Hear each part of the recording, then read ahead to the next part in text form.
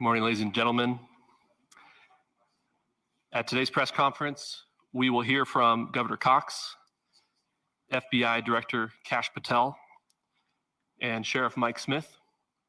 We also have with us Utah DPS Commissioner Bo Mason, Lieutenant Governor Deidre Henderson, FBI Special Agent in Charge Robert Bowles, and local and federal law enforcement partners. Following the remarks today, Governor Cox, Director Patel, and Commissioner Mason will take questions. Thank you.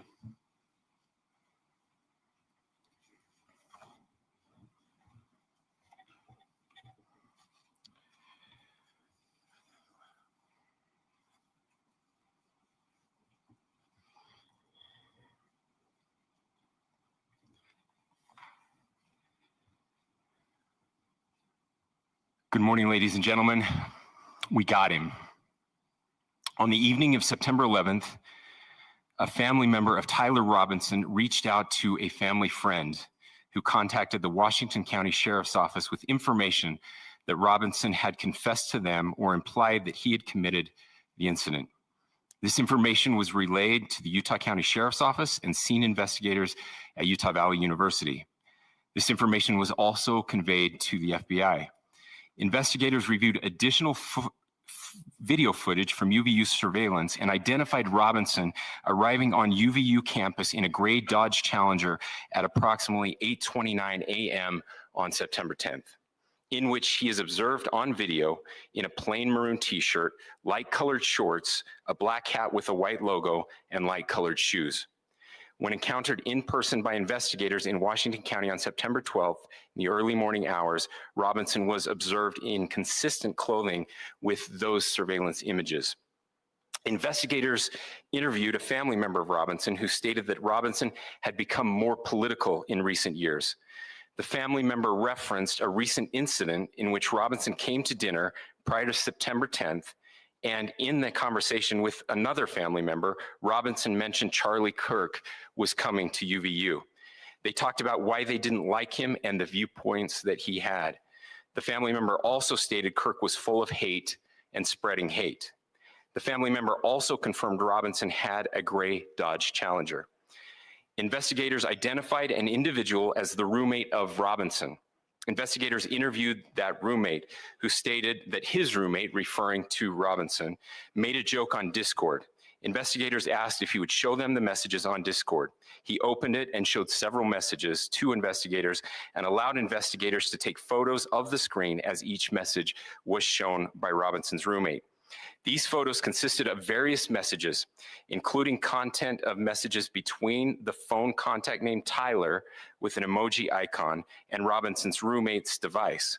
The content of these messages included messages affiliated with the contact Tyler, stating a need to retrieve a rifle from a drop point, leaving the rifle in a bush, messages related to visually watching the area where a rifle was left, and a message referring to having left the rifle wrapped in a towel. The messages also refer to engraving bullets and a mention of a scope and the rifle being unique. Messages from the contact Tyler also mentioned that he had changed outfits. I know there's been speculation as well as to the writing on those casings, those bullet casings, and I believe we have that as well. And I will share that with you now. So the area north of Campus Drive Road where the suspect crossed over, you saw some of that in the video that we released last night, consists of a grassy area with trees on the edge of the UVU campus. Investigators discovered a bolt-action rifle wrapped in a dark-colored towel. The rifle was determined to be a Mauser Model 98 30-06 caliber bolt-action rifle. The rifle had a scope mounted on top of it. Investigators noted inscriptions that had been engraved on casings found with the rifle. Inscriptions on a fired casing read, "Notices, bulges, capital O-W-O, what's this, question mark." Inscriptions on the 3 unfired casings read, "Hey fascist, exclamation point, catch, exclamation point." up arrow symbol, right arrow and symbol, and 3 down arrow symbols. A second unfired casing read, "Oh Bella Ciao, Bella Ciao, Bella Ciao, Ciao Ciao." And a third unfired casing read, "If you read this, you are gay, LMAO." We are indebted to law enforcement across the state who has worked seamlessly together, local law enforcement, state law enforcement, and our federal partners with the Federal Bureau of Investigation. We're grateful for everyone who worked together in such a short amount of time to find this person and to bring justice. I want to thank the public who has been so engaged, reviewing videos, helping us with sending in tips, and helping us get to this point. I want to thank the family members of Tyler Robinson who did the right thing in this case and were able to bring him into to law enforcement as well. I especially want to thank the family of Charlie Kirk, Erica, Charlie's parents, his children.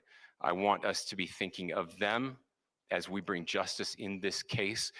They will be involved in that justice. We will be working very closely with them as we move through this process as well. This is a very sad day for our country, a terrible day for the state of Utah. But I'm grateful that at this moment we have an opportunity to bring closure to this very dark chapter in our nation's history. With that, I will now turn the microphone over to the Director of the FBI, Kash Patel. Thank you, Governor. This is what happens when you let good cops be cops. The FBI and our partners are proud to stand here today together to bring justice to the family of Charlie Kirk and honor his memory.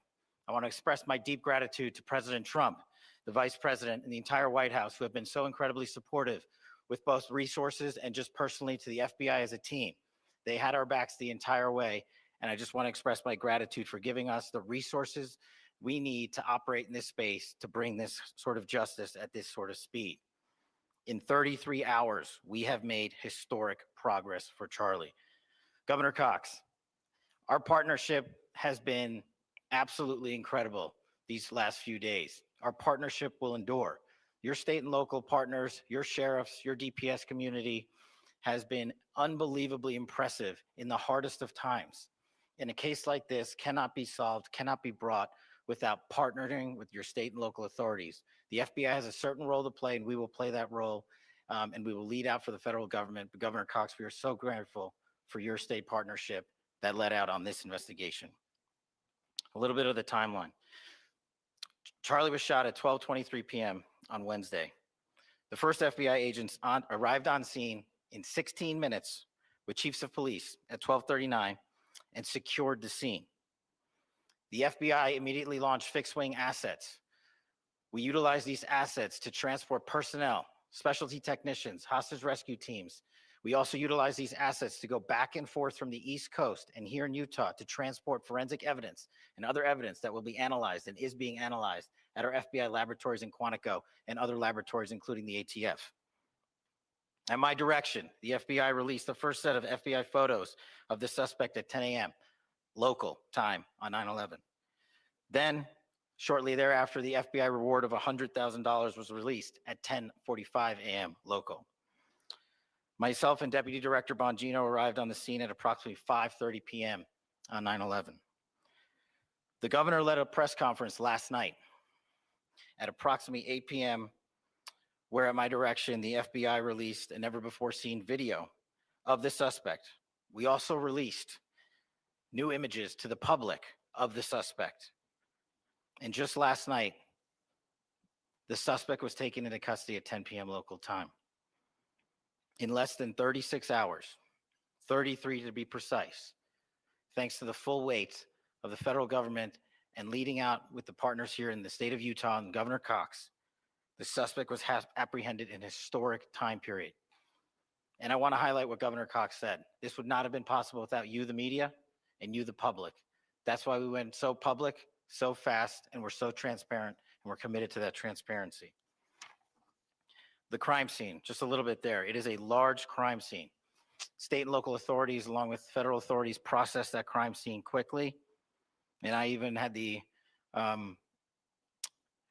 ability to walk through that crime scene and walk through the steps the suspect took to learn more about what was needed and what resources we needed to bear to create a full picture for the FBI and leadership back in Washington. Furthermore, thankfully to state and local partners, forensic evidence has been seized and continues to be garnered. Forensic evidence has already been evaluated at FBI laboratories in Quantico and state and local authorities here.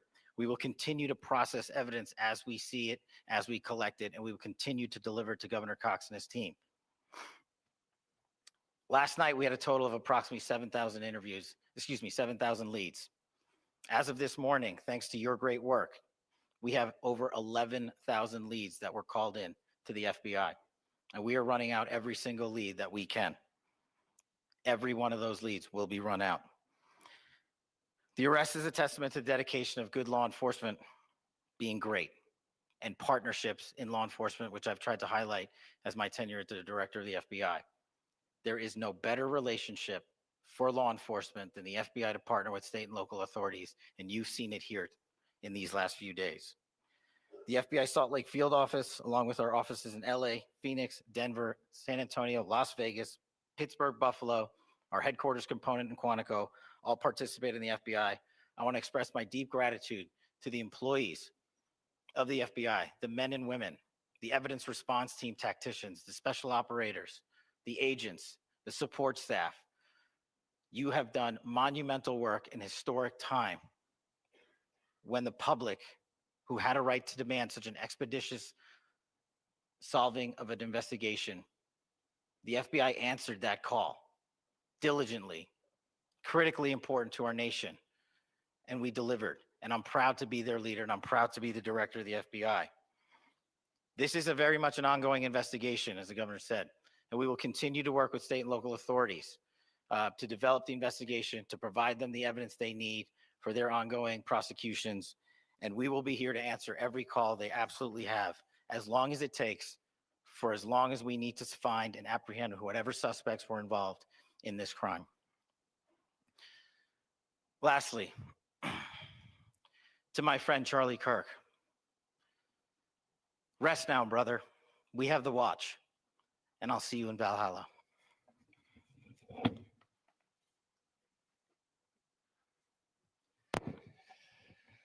Thank you, and good morning. I would just like to take a few minutes as the sheriff to express my gratitude for everybody who has played a part in this investigation. As you know, it's been a vast, a complicated, and a very, very fast-paced investigation. You're looking at people standing up here who are running on, if they got an hour's sleep in the last couple of days, they're probably lucky. It has been very taxing. It has been so impressive, speaking on behalf of the local law enforcement, to see the cooperation that we've seen in this type of case. Across the state, sheriffs, chiefs, our state partners have stepped up and have come to the call on anything that we needed. Our county chiefs have been phenomenal. Our Utah County Attorney, Jeff Gray, who's standing up here with us, has been phenomenal in leading us through this investigation. I would like to thank the federal government for their resources, their assets. Our local team here, our FBI team, has been extraordinary in helping us work through this and bring this person to justice. Most of all, I would like to thank the public, and specifically, I would like to thank the public who turned to prayers and who turned to positiveness for us. I would like to thank them on behalf of the law enforcement community, because we needed those prayers. That's what we needed to get through this. We needed your support, and you gave it to us. We needed your patience, and you gave it to us. And I would like to thank you for the Kirk family, because that's what they need, is your support and your prayers, and that will get us through all of this. So thank you everybody for everybody that have stepped up. We've had such a phenomenal response to this. Thank you.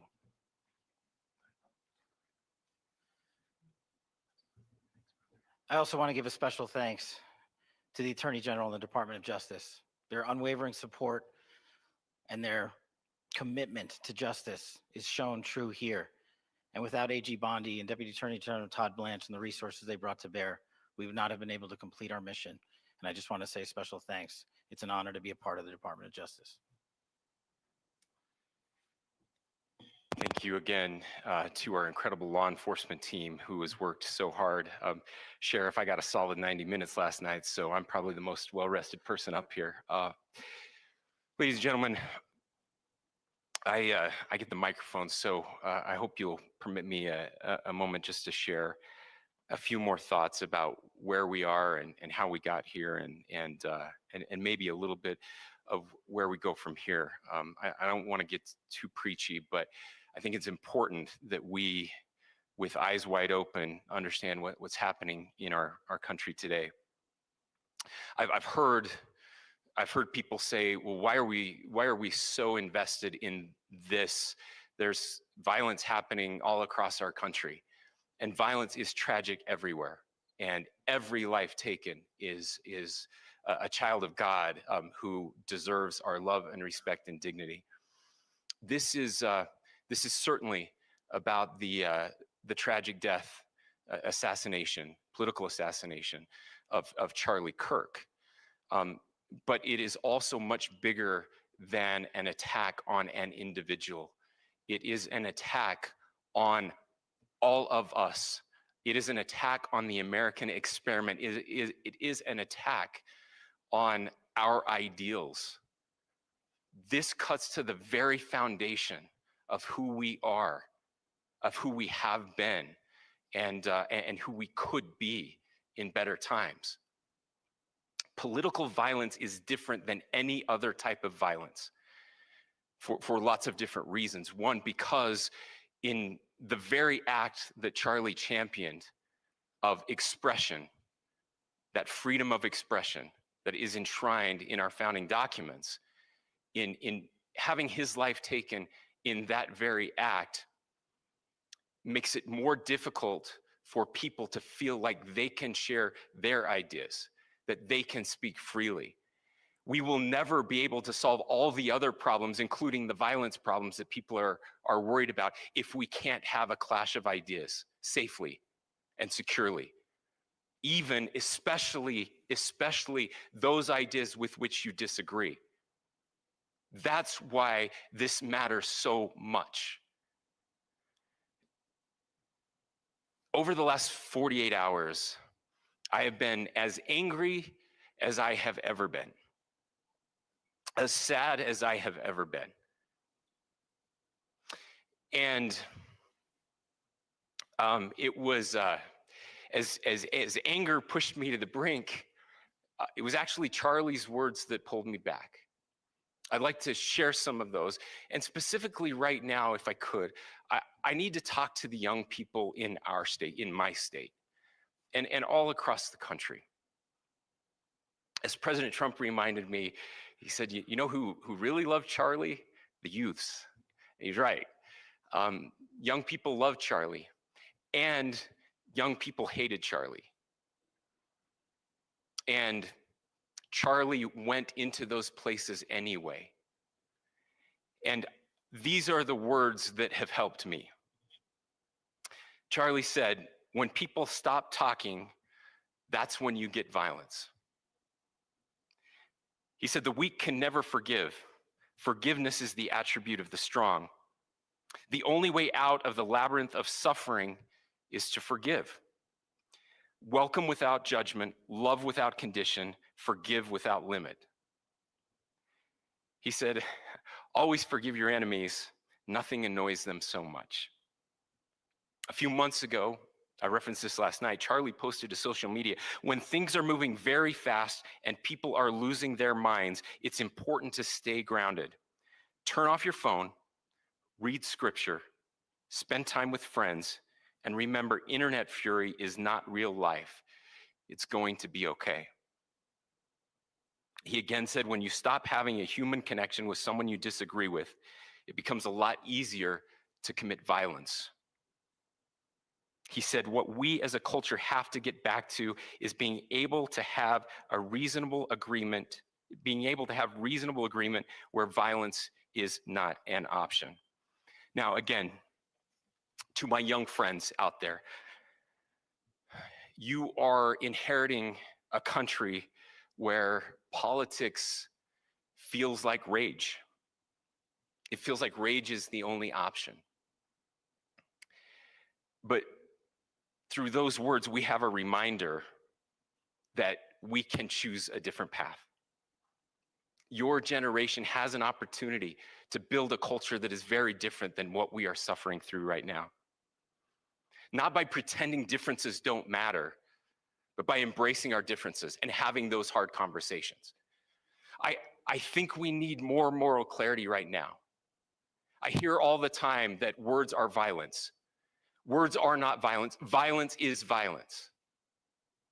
And there is one person responsible for what happened here. And that person is now in custody and will be charged soon and will be held accountable. And yet, all of us have an opportunity right now to do something different. I want to thank my fellow Utahns. This bad stuff happens. For 33 hours, I was praying that if this had to happen here, that it wouldn't be one of us, that somebody drove from another state, somebody came from another country.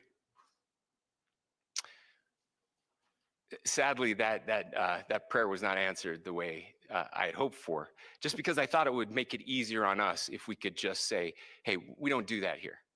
And indeed, Utah is a special place. We lead the nation in charitable giving. We lead the nation in service every year. But it did happen here. And it was one of us.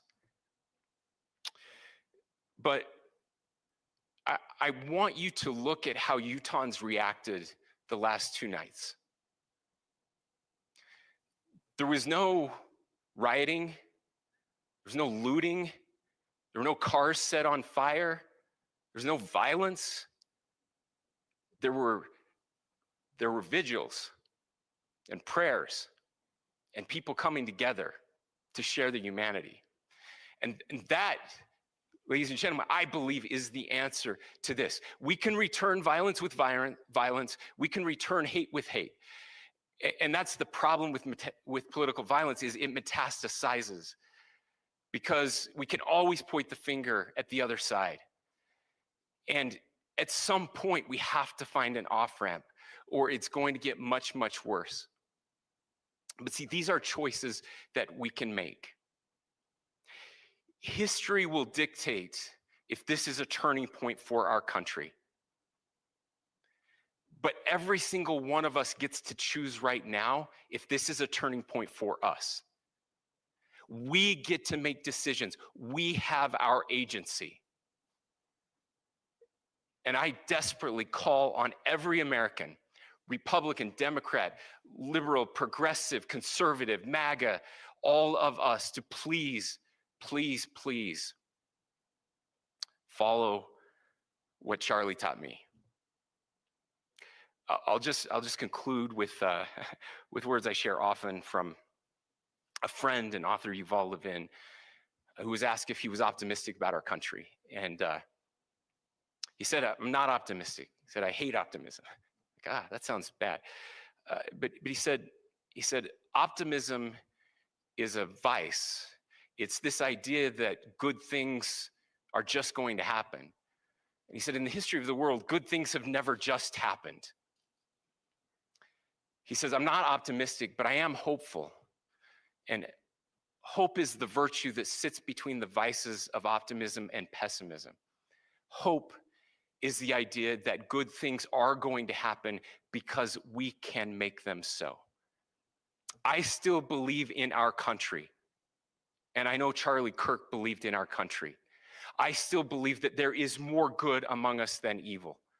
And I still believe that we can change the course of history. I'm hopeful because Americans can make it so. Ladies and gentlemen, we're happy to answer any questions you might have.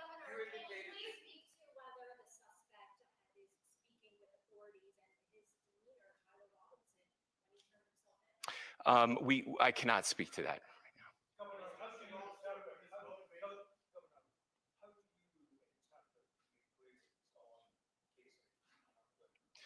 Well, I will leave that up to you to interpret what those engravings mean. I think the clearest one that says "catch fascist," there's not.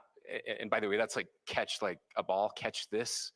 That's I think that speaks for itself.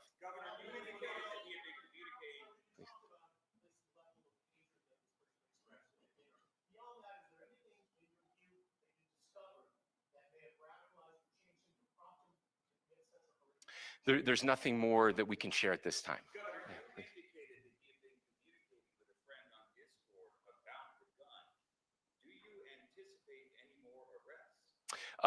We do not at this time have any information that would lead to any additional arrests. Yes, but the investigation is ongoing.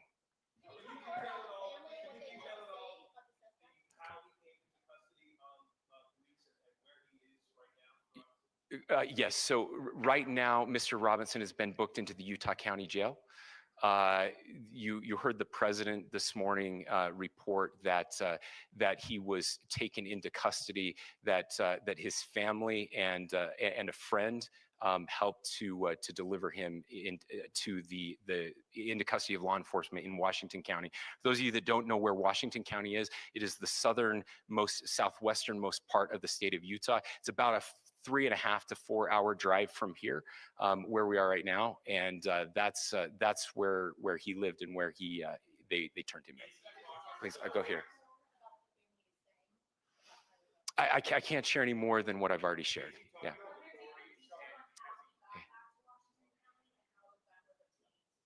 So how we obtained the gun was found here. So I don't have much more details on that. We do know that he drove. We had his car here on campus, and then we had his car going south back to the St. George. It's actually the city of Washington in Washington County. I'm sorry? We don't have any information that would lead us to believe that. Yes, in fact, it was just released. Yes. I can't answer that right now. Yeah, thank you. Over here.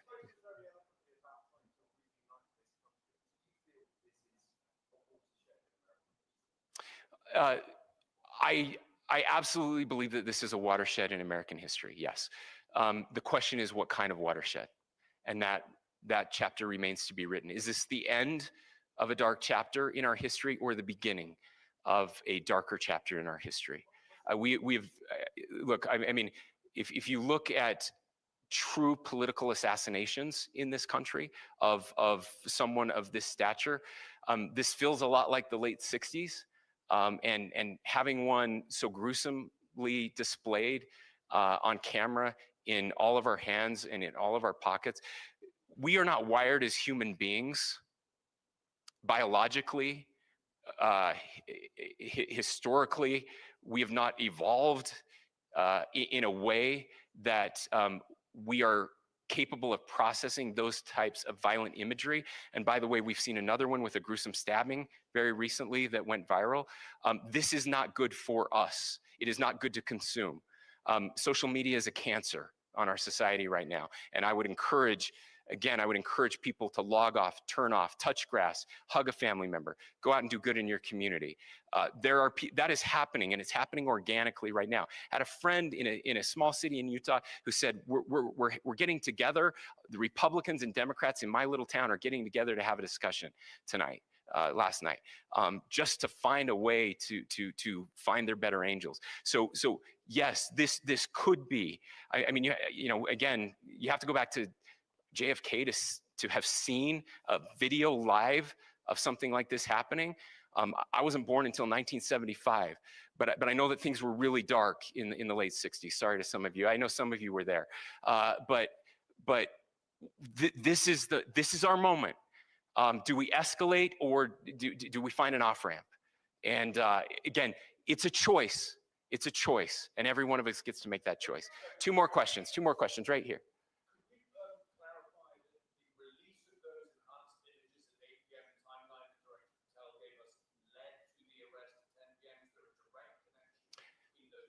I cannot comment if there is a direct connection or not, but all I can say is that that through some process, the family came to know that this had happened.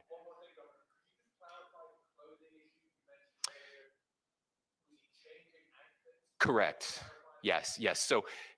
So when he's first spotted on campus, he has different clothing on, and then he changes clothing on the roof, and then changed back into that clothing at some point, so that when he was apprehended, when he was arrested, the clothing matched the clothing he had on before the shooting here at UVU.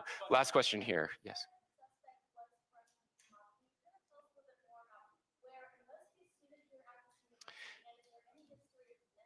Yeah. So I don't have any information on the mental illness part. He was not a student here at UVU. He was living and had lived for a long time with his family in Washington County, in the southernmost part of our state. Thank you, everyone, for your great work in getting this information out. I would just say, process-wise, this may be important. I know many of you aren't familiar with the process in Utah. I think it's important that you understand that basically we have 3 days for charging documents to be filed. A CI will be filed. We'll have more information then, more detailed information, as those charging documents are filed in preparation for a preliminary hearing. So 3 days. So we would anticipate then that early next week those charging documents will be filed. We will obviously be working. The county attorney will be working very closely with Mr. Kirk's family as those documents and decisions are prepared and made. Thanks, everyone.